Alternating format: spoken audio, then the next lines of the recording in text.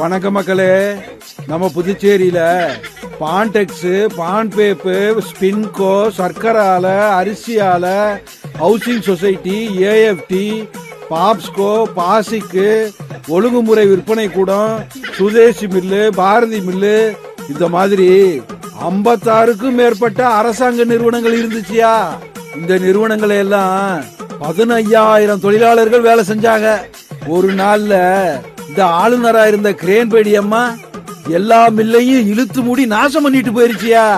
இந்த இழுத்து மூடின மில்லுல எல்லாம் வேலை பார்த்த 15,000 தொழிலாளர்கள் குடும்பமும் இப்ப என்ன செய்யறதுன்னு தெரியாம பரிதவிச்சுக்கிட்டு இருக்காங்க. பாவம், பிள்ளைகளை எப்படி படிக்க வைப்பாங்க, மருத்துவ செலவை எப்படி சமாளிப்பாங்க, வாழ்க்கை எப்படித்தான் ஓட்டுவாங்க.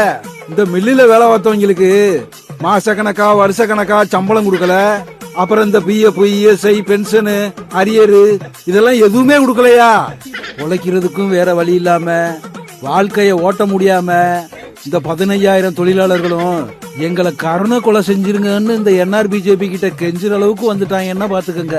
நம்ம நாராயணசாமி ஐயா முதல்வரா இருந்த போது இந்த கிரேன்பேடி அம்மா எந்த திட்டத்தையும் செயல்படுத்த விடலையா. இந்த தொழிலாளர்களுக்கு எல்லாம் சம்பளம் போடணும், நிலுவையில இருக்க சம்பளத்தை எல்லாம் கொடுக்கணும் அப்படின்னு கையெழுத்து கேட்டப்ப இந்த கிரேன்பேடி அம்மா கையெழுத்து போட மாட்டேன்னு அடம் பிடிச்சிருச்சியா. நம்ம நாராயணசாமி ஐயா மேல பழிய போடுறதுக்குன்னு இந்த மேல இருக்க பிஜேபி மோடி அரசாங்கம் கிரேன்பேடி அம்மா வச்சு பழி வாங்கிட்டாங்கயா.